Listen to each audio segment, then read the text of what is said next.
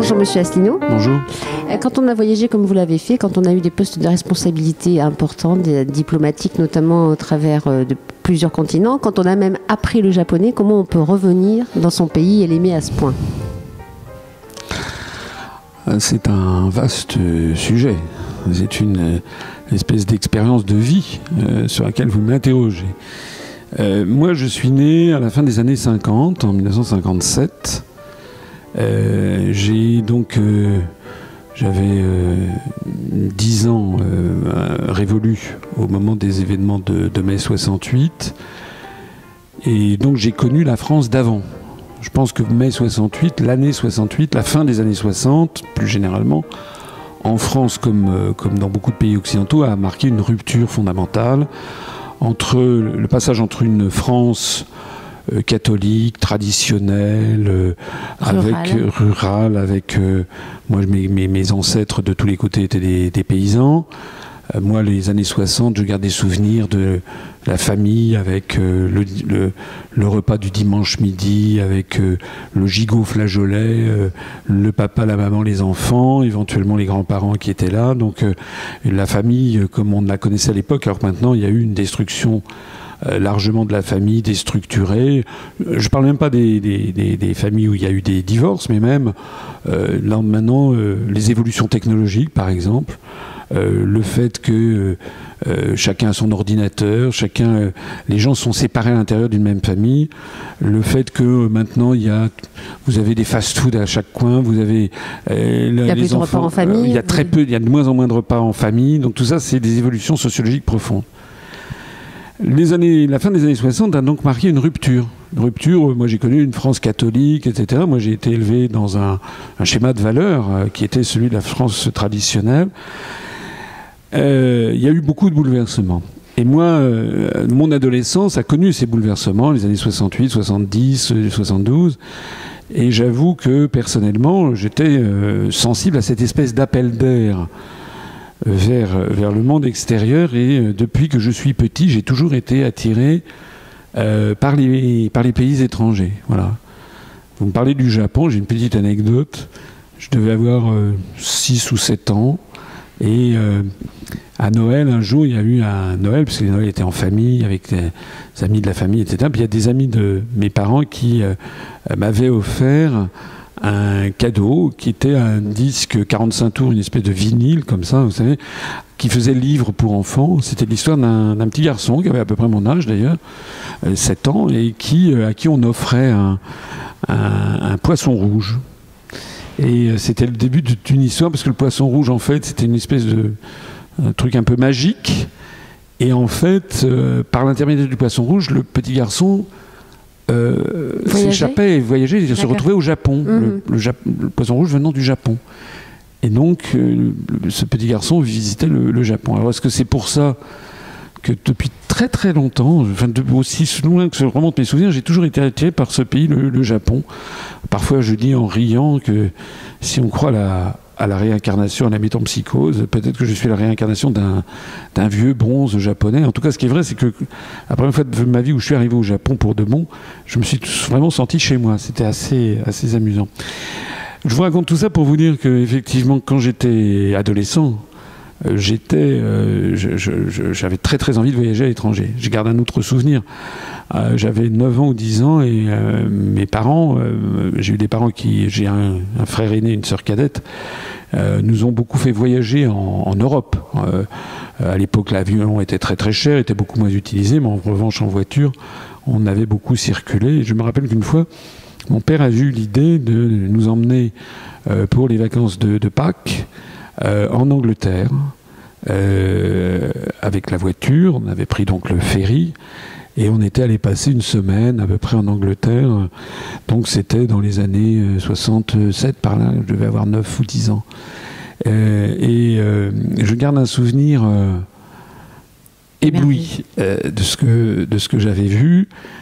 Aussi des choses aussi incroyables, par exemple, ça paraît anecdotique, mais par exemple, le fait d'avoir un jus d'orange au petit déjeuner, et puis des œufs au bacon, pour moi, c'était à l'époque, en France, c'était pas comme ça, le petit déjeuner traditionnel. Pas dans les campagnes. Dans les campagnes, c'est vrai qu'il y avait un repas paysan solide, mais dans les villes, tout le monde mangeait des croissants ou du pain et du beurre, de la confiture, c'était tout. Et pour moi, ça paraît une anecdote bizarre, mais ça montre un petit peu une certaine forme d'enfermement intellectuel, peut-être, de cette époque. Moi, découvrir un petit déjeuner où il y avait des œufs au bacon et du jus d'orange, pour moi, c'était le comble de l'exotisme. Voir des voitures rouler à gauche, voir les autobus rouges à 2 étages à Londres, voir la reine d'Angleterre, parce qu'il se trouve que je me rappelle, on avait été à Londres, et puis il y avait eu la reine qui était déjà Elisabeth II à l'époque, qui était plus jeune, dans une Rolls-Royce. Tout ça, pour moi, ça m'avait, en fait, j'étais revenu enthousiaste. Je pense que c'est de là que date de ces moments d'enfance un très grand goût pour les voyages. Donc ça m'a jamais quitté. Et en fait, j'adore les pays étrangers. J'adore les pays étrangers au point que j'avais fini d'ailleurs par prendre un peu en grippe mon pays.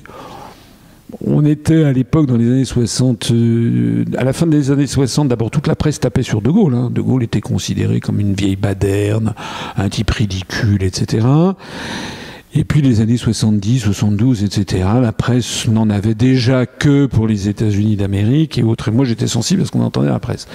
Donc, on m'avait finalement appris à critiquer la France. C'est un sport d'ailleurs qui s'est développé depuis lors. Donc, en fait, personne ne m'avait jamais spécialement appris à aimer la France, en fait. Voilà. Disons que quand même, j'ai des souvenirs aussi d'enfance à l'école maternelle et ensuite à l'école communale. Et jusqu'en 68, il y avait des prix qui étaient donnés à la fin de la scolarité, à la fin de l'année scolaire. Et je me rappelle un souvenir, là aussi un souvenir d'enfant, quand j'avais peut-être 8 ans. Il se trouve que j'étais très bon élève, donc j'avais ce qu'on appelait à l'époque le prix d'excellence. C'est-à-dire le premier de la classe avait un prix d'excellence, et puis il y avait d'autres prix, donc on avait un paquet de... Et le prix d'excellence, c'était le plus gros, et tout ça était enrubanné dans un ruban bleu, blanc, rouge. Ça m'a beaucoup marqué aussi, je pense, puisqu'on parle de souvenirs d'enfance. C'est peut-être ça qui m'avait peut-être fait le plus croire en la République, en la France. Mais pour le reste... Quand j'étais adolescent, je n'avais qu'une envie, c'était de voyager à l'étranger. Ce que j'ai d'ailleurs fait, d'abord avec mes parents, puis après, quand j'ai été étudiant, quand j'ai gagné un petit peu d'argent, je faisais des petits boulots ici ou là, je suis parti avec des amis.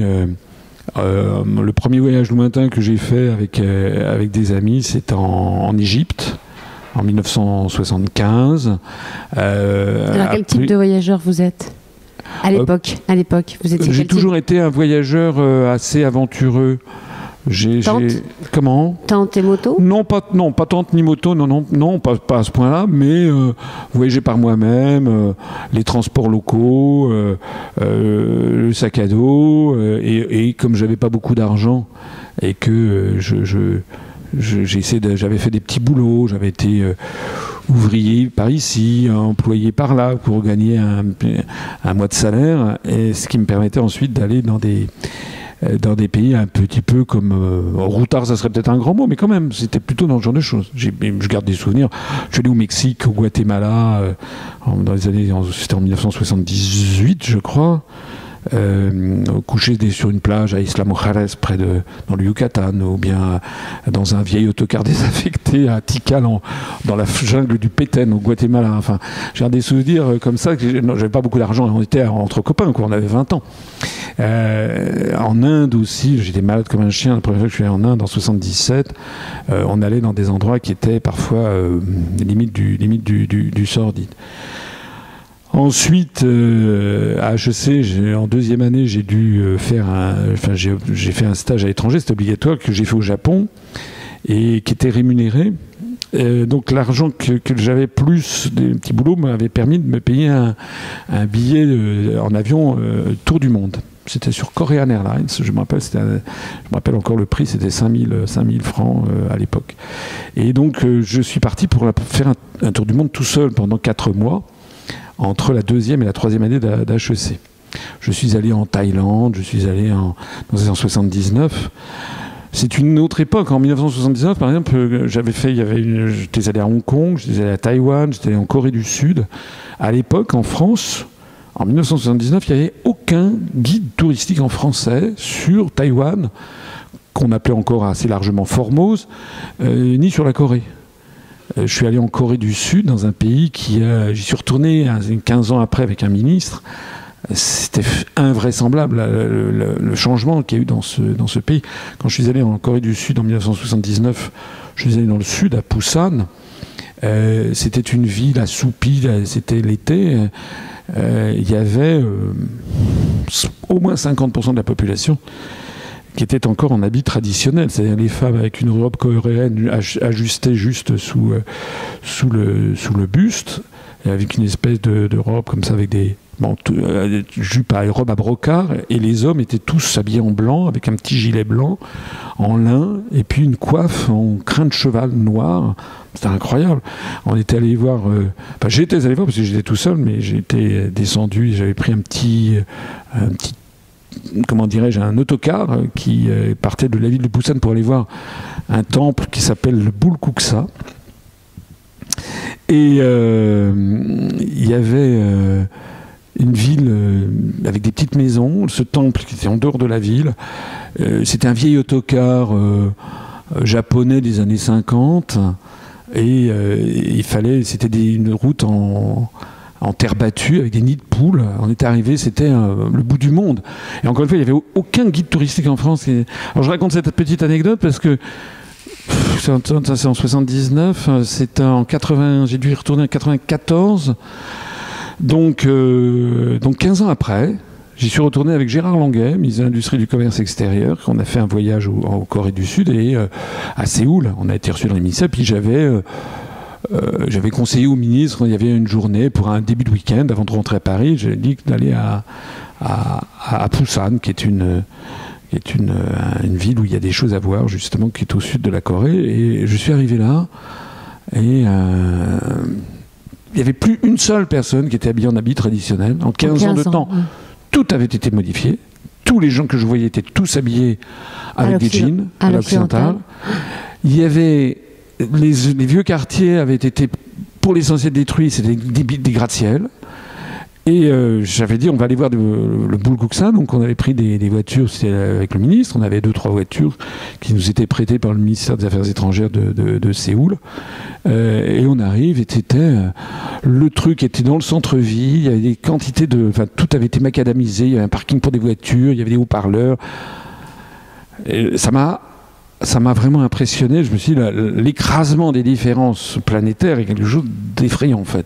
C'est que j'avais connu la Corée du Sud d'avant, et maintenant c'est devenu un truc américanisé. Enfin, alors donc j'ai beaucoup voyagé, j'ai fait ce tour du monde, puis après ça, avec ma femme, j'ai fait aussi d'autres voyages dans des conditions assez pittoresques, au Yémen, par exemple, ou au Sri Lanka avec mes enfants, ou dans un certain nombre d'endroits du monde. Alors, la question que vous me posez, c'est effectivement... comment on revient en France et comment on aime son pays après... J'étais dans un état d'esprit, j'avais fait une partie de mes études au lycée Louis-le-Grand à Paris, qui est un des grands lycées parisiens, qui se trouve rue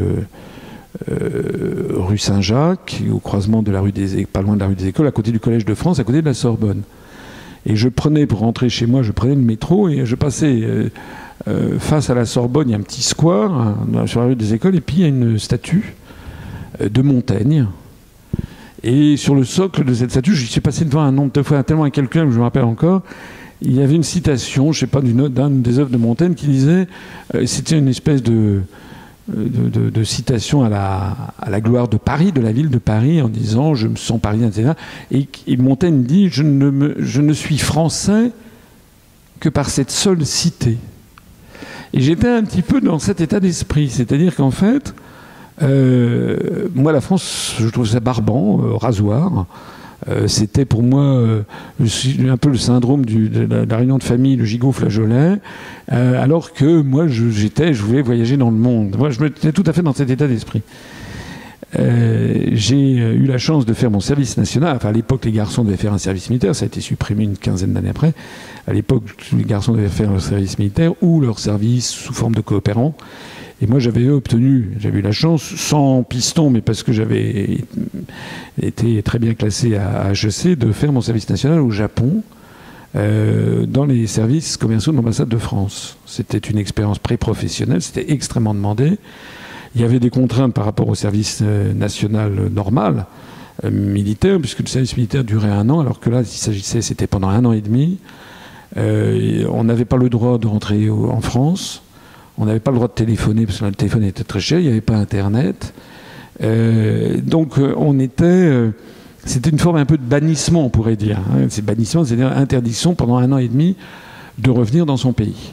Et avec des moyens de communication, j'étais à Tokyo, donc j'étais pas au fin fond de la jungle. Mais combien mettait une lettre pour arriver Oh, ça mettait par la valise diplomatique, ça mettait 1 semaine. Sinon, ça mettait 2-3 jours. Mais c'est vrai, vous avez raison, c'était encore une époque où on écrivait beaucoup, mais il n'y avait pas Internet. Et puis il y avait. Alors moi, j'étais dans un service rattaché à l'ambassade, envoyé de temps en temps le journal Le Monde arrivait, mais comme j'étais coopérant militaire, j'étais celui qui voyait le journal. Le journal, il arrivait après avoir été lu par tous les gens à la chancellerie. Puis après, donc, je lisais le journal souvent avec 6 ou 7 jours de retard. Je n'avais pas le droit de téléphoner en France. Le téléphone était très cher. Et mes parents, de temps en temps, m'appelaient depuis la France. Mais à l'époque, 1 minute de téléphone entre Paris et Tokyo, c'était peut-être l'équivalent aujourd'hui de 10 €, quelque chose comme ça, à peu près. Hein. Ah oui, à peu près, je pense que c'était à peu près ça. 7, 8 ou 10 €. Donc ça veut dire que mes parents, quand ils m'appelaient, ça durait 3-4 minutes. Quoi. Bon, ils n'avaient pas envie non plus de dépenser des fortunes. Puis moi, j'avais un petit salaire de coopérant qui était... bon, je donnais quand même des cours de français à une vieille dame japonaise extrêmement gentille, qui avait appris le français dans une institution quand elle était jeune. Et puis je donnais également, j'étais speaker à mes heures perdues à la radio, à la Nihon Hoso Kyokai, c'est la radio japonaise, la NHK, pour les émissions en français. Donc un dimanche sur 3, j'allais à Omotesando, c'est dans l'ouest de Tokyo, et il y avait des dépêches de presse en anglais que je traduisais en français, et puis c'était vérifié par un superviseur puis qui voyait que je ne disais pas des bêtises, et puis je disais, c'était les émissions en français de la NHK. Alors, par exemple, je vais raconter une petite anecdote encore, puisque vous me demandez des anecdotes finalement. Le 10 mai 81, l'élection de Mitterrand, j'étais là, parce que j'ai passé entre la fin 80 et le début 82 au Japon. Et donc le 10 mai 81, sur le coup de 4 h du matin, ou 5 heures, oui, 4 h du matin, avec le décalage horaire, le 11 mai donc, heure de Tokyo, j'ai eu un appel téléphonique de mon père qui m'a appelé pour me dire que Mitterrand venait d'être élu. Alors moi, je me réveillais et je décroche le téléphone. Voilà. Ce qui m'a beaucoup marqué, d'ailleurs, à ce propos, c'est que pour mes parents, c'était une révolution planétaire. Enfin, l'élection de Mitterrand, les gens qui ont vécu le 10 mai 80, qu'on était pour ou qu'on était contre, finalement, les Français ont considéré que tout le monde avait pensé. 6 mois avant, tout le monde était absolument sûr et certain que Mitterrand était mort politiquement et que Giscard serait réélu dans un fauteuil. L'élection de François Mitterrand a été un choc énorme dans la société française. Voilà, que l'on soit pour ou que l'on soit contre, d'autant plus que Mitterrand a fait entrer ensuite au gouvernement des communistes, et qu'à l'époque, en 1981, on était quand même dans une époque où les gens pensaient que l'Union soviétique était en train de gagner la partie au niveau planétaire. Et ce qui m'a beaucoup marqué, c'est que je me rappelle l'effet de sensation que mon père avait au téléphone.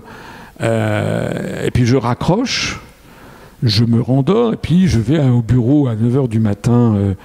Voilà. Donc c'est en fait les journaux du surlendemain, le Asahi Shimbun, ou le Yomiuri Shimbun, qui je me suis précipité pour voir si ça allait. Ma surprise avait été de découvrir que l'élection de Mitterrand, c'était un article, mais qui était en page 13. Et je me suis dit, le choc que j'ai eu entre la réaction de mes parents au téléphone, qui me disaient comme si c'était un événement inouï, et vu donc à 12 000 km, vu du Japon, que finalement la vie continuait au Japon comme si de rien n'était, que finalement ça n'avait pas fait bouger personne. Ça m'a permis de relativiser beaucoup. J'ai adoré ma vie au Japon, c'est vraiment... j'ai beaucoup aimé ma vie au Japon. C'est étonnant que vous ne soyez pas resté là-bas. Pourquoi vous n'êtes pas resté? Pourquoi vous n'êtes pas tombé amoureux d'une japonaise? Ça, c'est la grande question. Non, parce que, d'ailleurs, il y a beaucoup de Français qui vivent au Japon sans se marier avec des Japonaises, il ne faut pas exagérer. En fait, ce qui s'est passé, c'est quelque chose à quoi je ne m'attendais pas. Quand je suis parti fin 80 de France, l'ambiance était assez morose. Fin 81. Fin 80. Fin 80, d'accord. Fin 1980, l'ambiance était assez morose. D'ailleurs, l'ambiance est morose en France depuis des années, en fait. C'est un vrai problème. Les Français, au XVIIIe siècle, avaient la réputation d'être un peuple extrêmement joyeux, très, très, très gai, très joyeux. Fier et joyeux. Oui, et on disait d'ailleurs, il y a un proverbe au XVIIIe siècle, en France, tout finit par des chansons. Et en fait, la France, elle est devenue, certains font dater ça peut-être des boucheries de Verdun, peut-être l'apparition du canard enchaîné en 1916. Vous savez qu'il y a un esprit canard enchaîné qui s'est développé dans la société française, ça fait 100 ans. C'est les drames de la Première Guerre mondiale et la boucherie effrayante qu'il y a eu. C'est comme si c'est un peuple qui avait eu un peu sa joie de vivre, qui avait été d'une certaine façon cassée. Il y a peut-être aussi, De Gaulle faisait dater le début du déclin de la France de la campagne de Russie, de 1812-1813. Voilà. Bon, en attendant, c'est vrai que d'autres font dater ça de 1870, de Sedan. Ce qui est vrai, c'est que en France, il y a quand même une espèce de morosité générale. Et quand je suis parti donc pour le Japon fin 1980, j'étais très très content. En plus, je quittais papa-maman. Bon, j'avais été j'avais été interne à HEC. Donc je ne vivais plus chez mes parents, mais je revenais chez mes parents tous les week-ends, alors que là, j'allais être pendant 1 an et demi sans les revoir. Pas tout à fait, parce qu'ils sont venus me voir quand même à l'été. Ils sont venus passer, c'était le moment où jamais de venir passer des vacances avec ma sœur. Ils sont venus me voir une quinzaine de jours à l'été. Mais enfin, pendant 1 an et demi, j'allais être coupé de mon pays et mes parents m'appelaient une fois tous les 15 jours, ils me passaient 2-3 minutes pour les raisons que j'ai évoquées tout à l'heure. Et donc j'étais très content en fait de partir et j'ai beaucoup aimé mon séjour au Japon. Pour moi, c'est un pays, voilà, je l'ai dit tout à l'heure, je me sens bien au Japon. J'aime beaucoup d'abord, de façon générale, les pays étrangers. Je suis allé dans 85 pays du monde à peu près. Il n'y a pas de pays, à quelque exception près, il y a des pays que j'ai moins aimés que d'autres, je ne vous dirai pas lesquels, mais il y a des pays que j'aime beaucoup, il y a beaucoup de pays que j'aime voilà, profondément. Alors, on va dire les 10 premiers. Les 10 premiers, ce serait quoi? Alors, l'Italie, que j'adore. Après le Japon ou avant? C'est un peu... Disons pour moi, l'Italie et le Japon, c'est la quintessence, l'un comme l'autre, peut-être de la plus grande beauté artistique. Je mets la France à part, hein. Mais l'Italie, c'est la beauté, c'est l'art, et puis tout est beau en Italie, je trouve. Enfin, pratiquement tout. Les femmes. Oui, mais il y a aussi l'architecture. Oui. La chrétienté. Oui, on peut dire ça aussi, si vous voulez. Les strates historiques, c'est l'Europe, c'est l'histoire de l'Europe, en fait. Il y a un truc merveilleux à Rome, c'est l'église San Clemente, qui est à 600-800 mètres du Capitole. C'est une église merveilleuse. Pourquoi, si certains m'écoutent, il faut qu'ils aillent à Rome. Et ils vont voir dans cette église. C'est une église...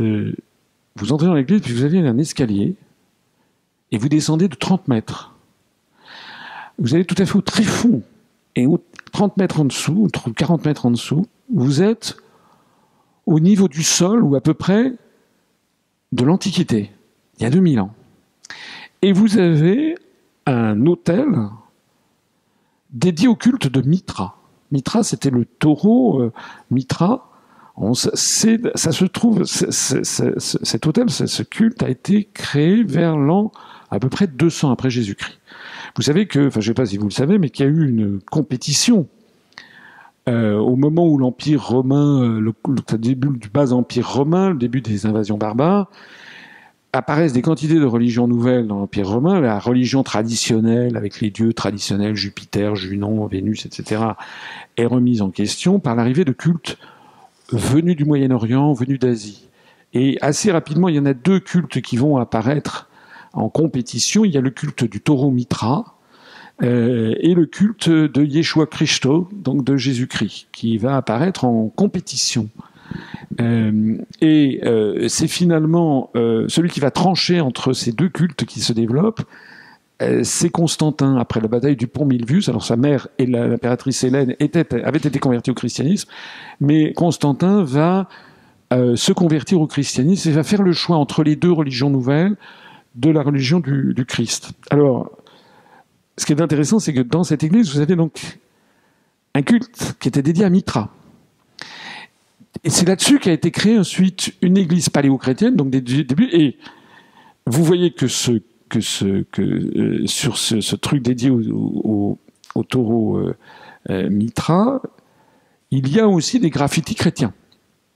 Puis vous montez de 10 mètres, ou 5 mètres, peut-être que j'exagère, c'est peut-être pas à 30 mètres, c'est peut-être à 20 mètres. Vous montez de 4-5 mètres, et là vous êtes au niveau du haut Moyen-Âge, vers quelque chose comme l'an 600 ou 700, donc après la prise, la chute de Rome, les Ostrogoths qui arrivent, les Lombards, etc., donc on est en plein Moyen-Âge. Et là vous avez une église paléo-chrétienne, qui donc a été construite sur le culte de Mitra. Et puis vous remontez ensuite, là vous arrivez à l'époque du XIVe, XVe siècle, la Renaissance, où il y a l'église actuelle de San Clemente qui a été construite à l'époque de la Renaissance. Avec, ça a dû être construit au début, disons, à la fin du Moyen-Âge, puis à l'époque de la Renaissance, il y a différentes, vous savez, comme souvent dans les églises, il y a plusieurs siècles d'écart. Et je le trouve assez extraordinaire, cette église San Clemente, parce que vous avez l'histoire de l'Europe. Vous avez l'Empire romain, on n'est pas très loin du Colisée. Vous avez l'arrivée des cultes d'origine asiatique, d'origine moyen-orientale, la victoire du christianisme, le christianisme du haut Moyen-Âge, le christianisme triomphant de la Renaissance. Et là, vous avez, je ne connais pas d'endroit au monde qui montre à ce point l'épaisseur des siècles. Et y compris, on découvre que les alluvions, les poussières, les trucs et les machins ont fait que le niveau de la ville de Rome est plus haut que maintenant. Bon, je ferme la parenthèse. Vous avez compris, enfin, je pourrais vous en parler pendant des heures de l'Italie. Voilà, l'Italie. On a Japon, Italie. Le Japon et l'Italie, qui sont vraiment des pays que j'aime énormément. Sinon, c'est l'embarras du choix. Beaucoup de pays d'Asie que j'aime bien. L'Indonésie, qui est la Thaïlande. L'Indonésie, il y a une ambiance assez extraordinaire. La Thaïlande, le Cambodge. Il faut absolument avoir vu dans sa vie les temples d'Angkor. C'est quand même une des grandes merveilles de ce monde. Le Vietnam aussi, avec la ville impériale de Hue. J'ai un petit bémol sur la Chine, parce que la Chine, c'est un pays évidemment très intéressant, mais il y a eu tellement de destruction au cours des siècles que souvent un voyage en Chine est un petit peu décevant par rapport à l'image que l'on s'en fait.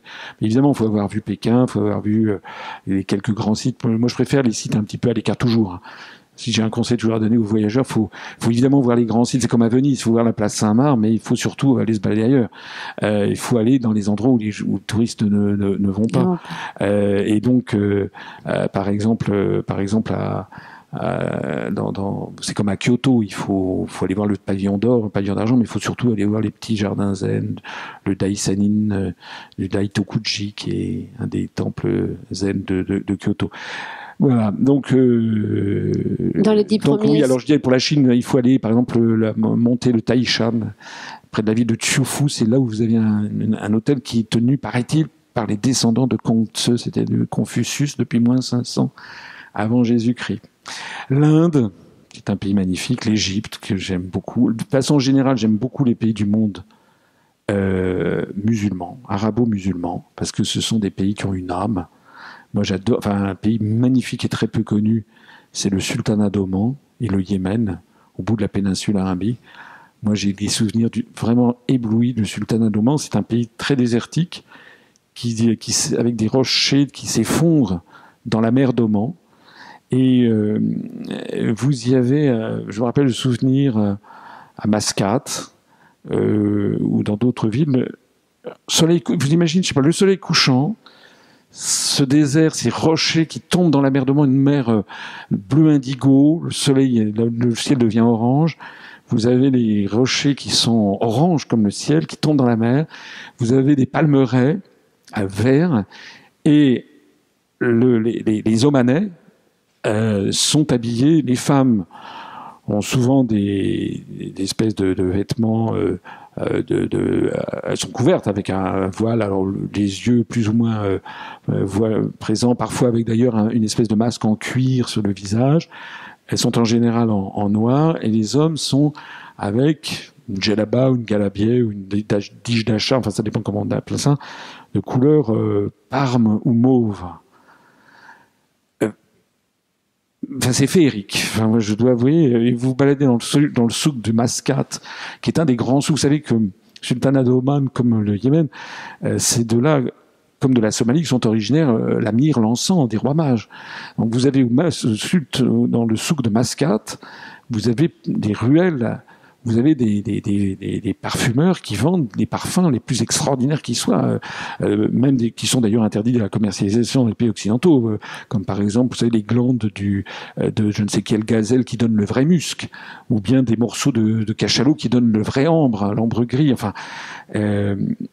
et plus les résines de toutes les variétés possibles qui font l'encens de l'église ou bien la myrrhe de l'église, etc. Bon, moi j'ai trouvé ça magique. J'aime beaucoup ces pays. Qu'est-ce que je pourrais vous dire d'autre? Le Mexique, c'est merveilleux. J'aime énormément aussi la Turquie. La Turquie, il faut absolument, pour les gens qui m'écoutent, il faut qu'ils aillent ça coûte pas cher. Vous prenez un billet d'avion Paris-Istanbul. Vous payez une semaine en Turquie, vous pouvez trouver des auberges de jeunesse, ou même maintenant on trouve par des trucs style B&B, des choses comme ça, on peut trouver à loger, louer un studio ou un 2 pièces près de Galata et autres.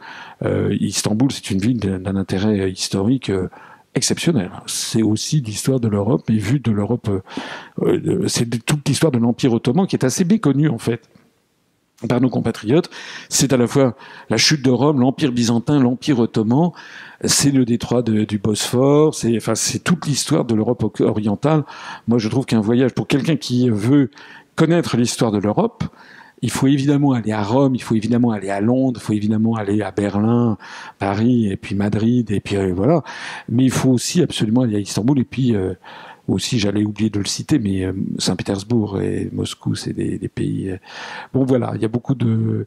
Alors moi, j'ai des tâches dans mes connaissances.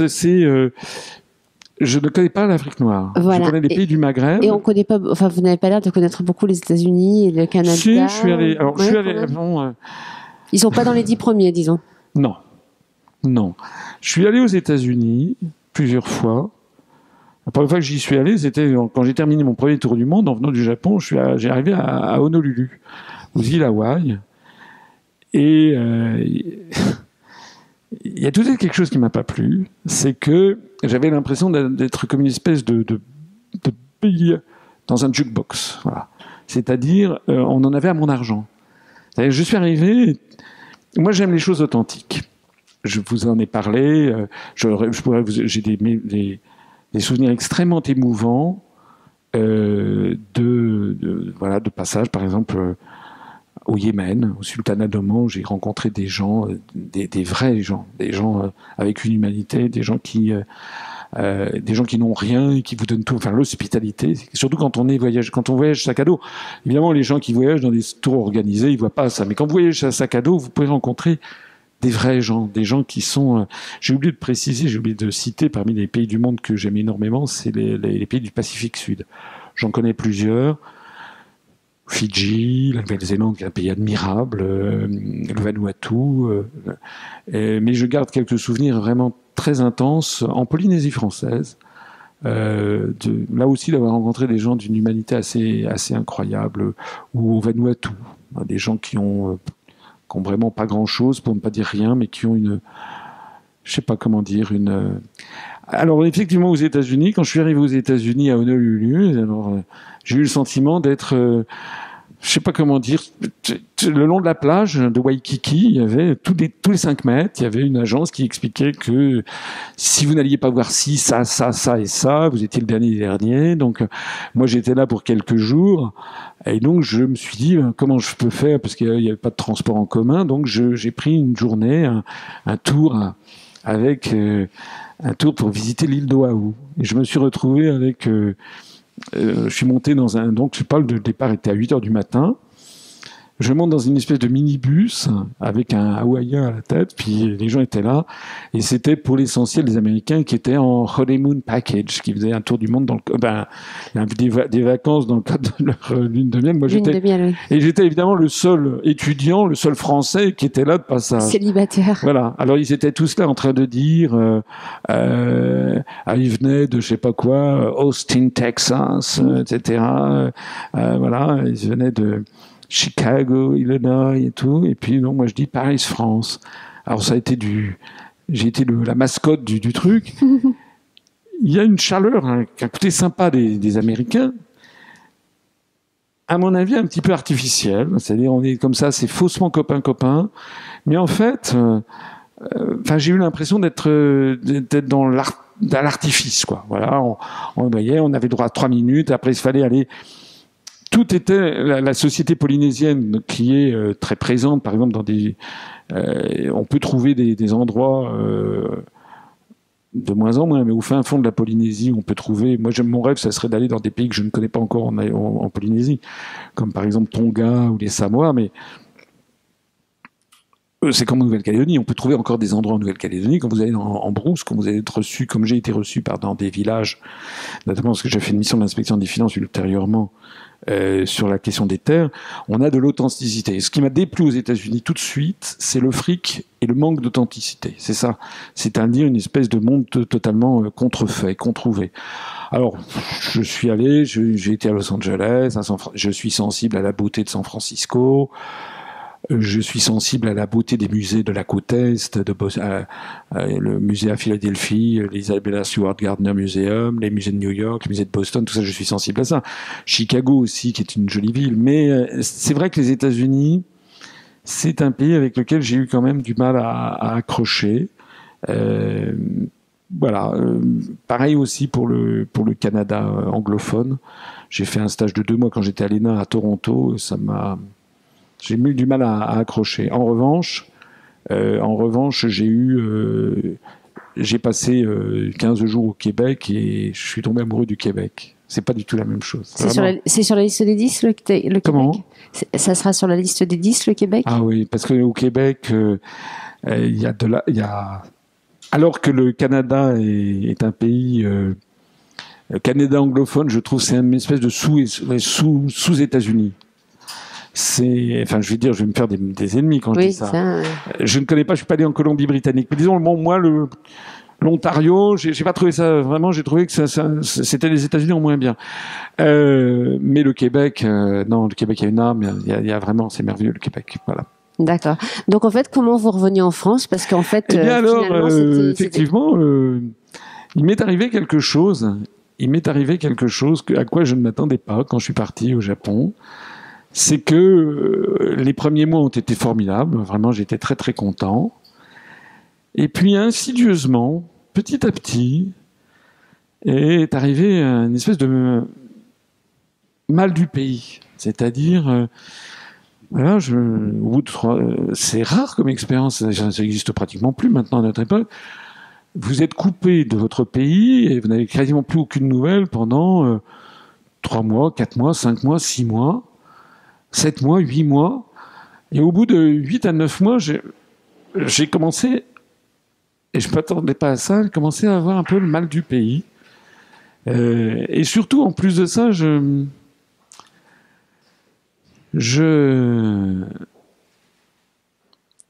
comme je m'occupais des services commerciaux, je rencontrais beaucoup d'importateurs, et puis je circulais, et puis bon...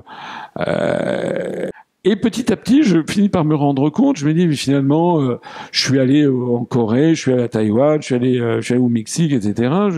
Je commence à avoir circulé, j'ai voyagé dans le Japon du nord au sud, je suis allé pas partout, mais j'ai un manque qui est l'île de Shikoku, où je ne suis jamais allé, sinon je suis allé dans toutes les autres îles, y compris à Hokkaido et à Sadogashima.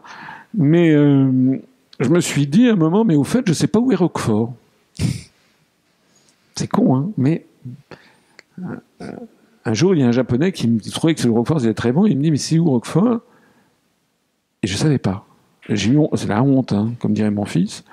Donc je me suis renseigné, je ne savais pas où c'était. Bon, c'est près de Millau. Après, j'y suis allé. J'ai emmené mon fils d'ailleurs à Roquefort. Et puis pareil, après ça, je voyais parfois des belles photos. Vous savez, il y avait un office du tourisme. Et donc je voyais un truc qui était magnifique au milieu de champs de lavande. C'était l'abbaye de Silvaca, l'abbaye de Montmajour, les grandes abbayes cisterciennes de Provence. J'étais jamais allé de ma vie, je savais pas où c'était. Et donc petit à petit, je me suis dit, mais en fait, il y a plein d'endroits de France. Alors je connaissais quand même, j'avais circulé en France. Mes parents m'avaient emmené au château de Versailles, des châteaux de la Loire, le Mont-Saint-Michel. Je connaissais la Bretagne, je connaissais un certain nombre de la dune du Pilat. Je connaissais mais il y avait quand même beaucoup de choses que je connaissais pas encore et qui étaient parfois très célèbres dans le reste du monde. Et donc je me suis dit, alors, mais quand je reviendrai en France, donc d'un seul coup. De plus en plus, je me suis dit, j'ai envie de connaître mon pays. Puis le temps a passé, et je vous ai dit, progressivement, je sais pas, c'est vraiment assez particulier. Il y a beaucoup de gens d'ailleurs qui partent, hein, de Français expatriés, un petit peu dans le même état d'esprit que j'étais, c'est on a marre, la France est trop morose, et puis. Au bout de quelques mois, de 3 ans, alors maintenant il y a Internet, ils peuvent revenir en France, maintenant l'avion est quand même beaucoup moins cher, les communications sont gratuites, donc il y a moins l'effet de bannissement que celui que j'ai connu. Mais je pense qu'il y a quand même cette petite musique lancinante, c'est sa patrie, et finalement, pourquoi je suis de là, voilà. Donc en fait, la question que je me suis posée, c'est qu'est-ce que c'est qu'être français, en fait. Voilà. Après, j'ai lu tas de trucs. Vous savez, le discours d'Ernest Renan, qu'est-ce que c'est qu'être français, qu'est-ce que c'est que ce genre de choses. Et du coup, je me suis de plus en plus passionné à l'histoire. C'est pour ça que j'ai fait un grand retour. Moi, j'étais un très bon élève, je l'ai dit tout à l'heure, mais j'étais pas à partir du moment où je suis revenu en France, d'abord, j'ai préparé le concours de l'ENA, et puis je me suis passionné pour l'histoire de France, la géographie de la France, etc. Et je me suis aperçu qu'on a quand même un pays admirable, un pays absolument unique au monde. Donc en fait, c'est un petit peu, vous savez, parmi les gens qui me regardent, il y a des gens qui ont dû lire Voltaire, et en particulier Candide. Et à la fin, donc Candide, il va se balader en Amérique du Sud, et puis il revient en disant maintenant il faut cultiver son jardin. Donc en fait, je pense dans le courant d'une vie, notamment quand on est jeune, d'essayer de vivre pendant au moins 3-4 mois à l'étranger, pourquoi pas 6 mois, pourquoi pas 1 an, si possible.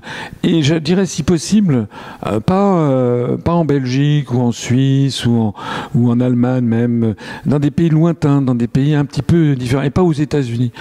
Moi je trouve il me semble que vivre dans une vraie civilisation différente.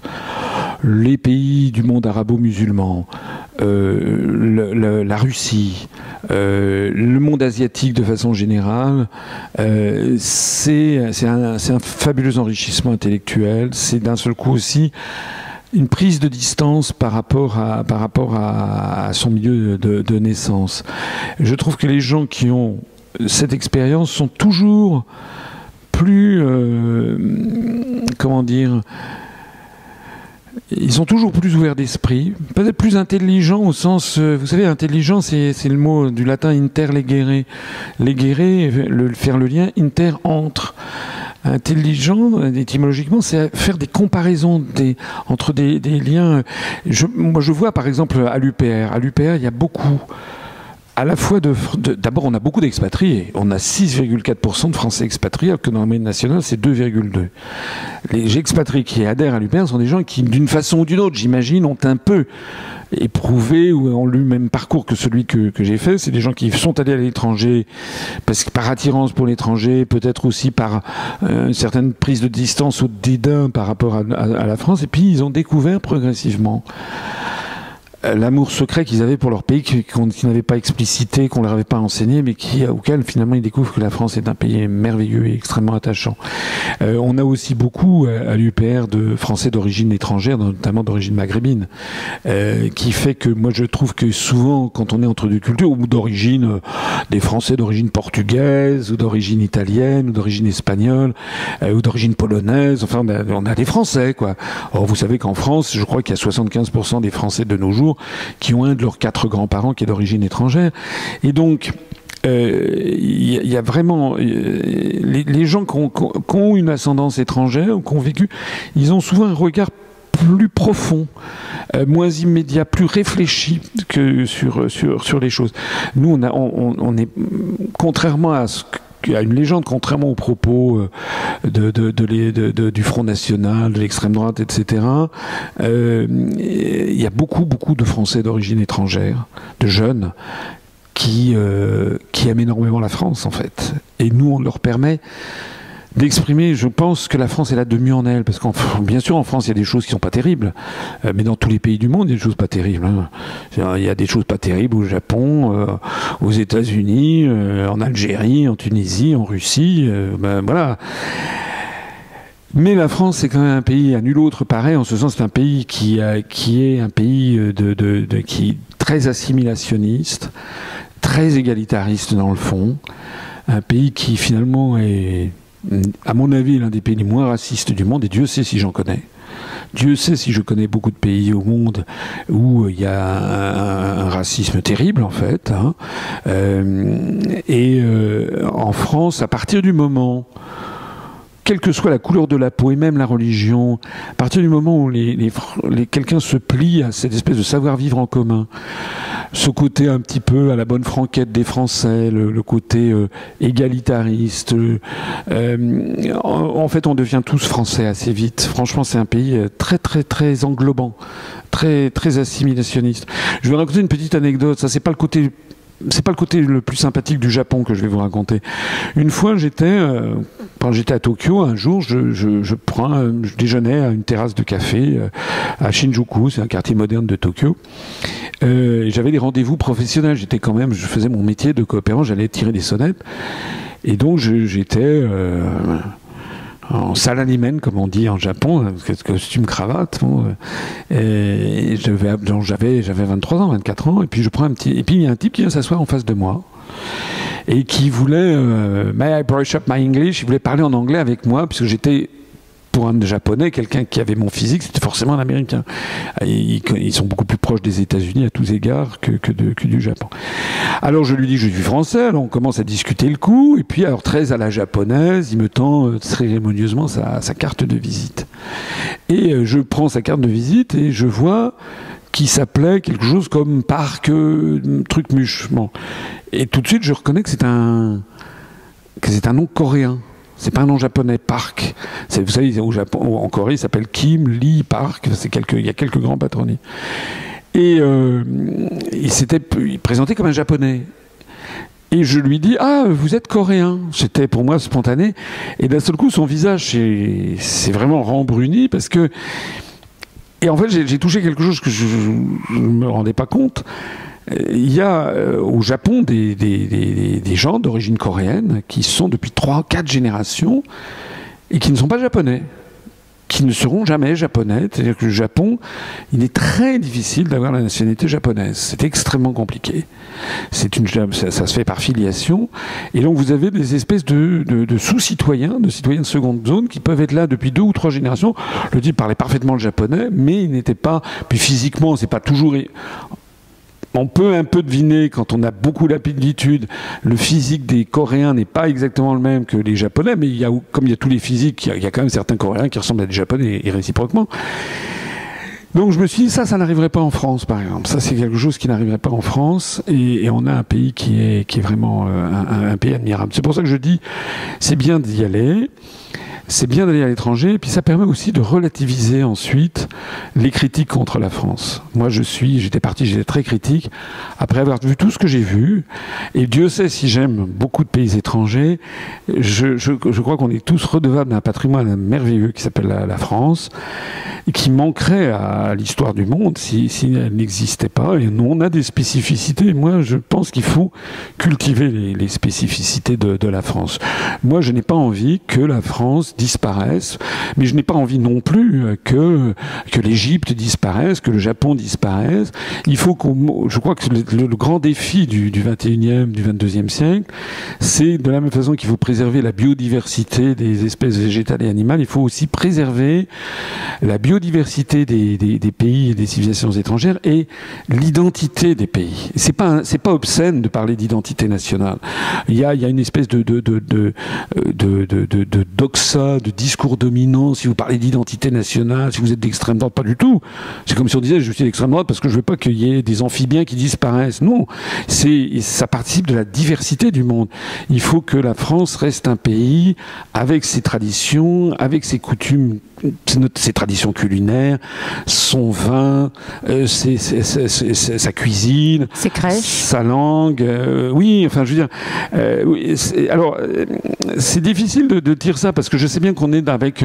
Il y a ces phénomènes migratoires qui bouleversent un petit peu les choses. Je pense qu'il serait sage de calmer ces phénomènes migratoires. Il y a actuellement l'affaire des migrants, il y aurait beaucoup de choses à dire sur cette question des migrants, parce que c'est aussi une instrumentalisation de la pauvreté de certaines personnes. Il y a des gens il y a des forces qui sont là pour essayer de désorganiser les pays européens.